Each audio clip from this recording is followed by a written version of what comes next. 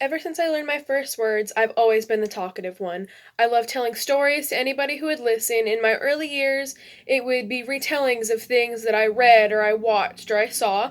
And then as time has gone on, I have been able to make up my own stories and tell them to anyone who would listen. I love telling jokes. I just love talking. Talking's always been a part of who I am. Um, the main problem with that, though, is a lot of people can find that annoying. Um, I've always been the kid that the teachers would have to tell to stop talking. I would get sent out of the classroom a lot because I would always be telling a story or telling a joke to somebody who needed it. Um, Later in life, I would begin questioning whether I was annoying. I would notice that people would avoid coming up to me and talking to me because they knew that I would dominate the conversation. I would be the one to lead everybody in the talk. I would be the one that talked the most, just because I like to be the one that's always speaking.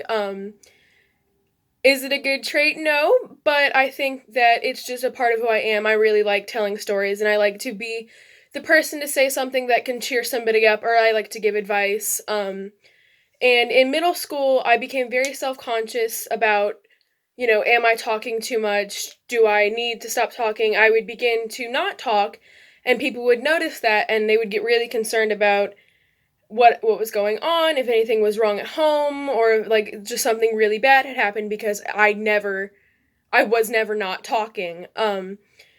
And this became a really difficult time for me because talking was my way of just getting everything out. Talking was my only like one of my main outlets. I would just tell the stories. They would reflect on how I was feeling, and they would be a really good outlet for me to just share my feelings and not be upset for a long time, and I would just talk everything out.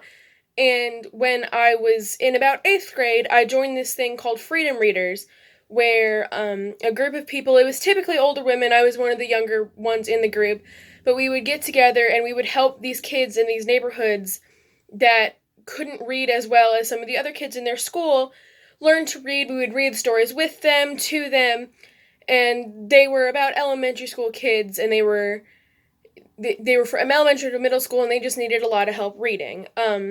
My favorite thing, though, was after the whole lesson had ended, they would be waiting for their parents to come pick them up, or like a group to go to walk back to their homes. And I would sit around with these kids and I would just talk to them and tell them stories. They loved it. They would come and they would wait for me at the end of every single session for me to just talk to them, tell them stories, tell them jokes, give them advice, whatever they needed.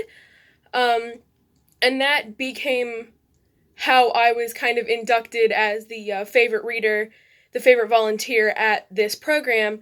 Every time I would go in after school, they would look up to me and they would get really excited. They would want me to be their volunteer for that day. And it really became a good self-confidence boost for me because I found that there are people who didn't find me annoying when I talked, and then I realized that maybe I'm not annoying when I talk. I just need to find a certain group that really loves the fact that I like to talk so much and really loves that I will be willing to share anything with them and be the one to talk to them, to give them their advice, to just make them feel better, make their day.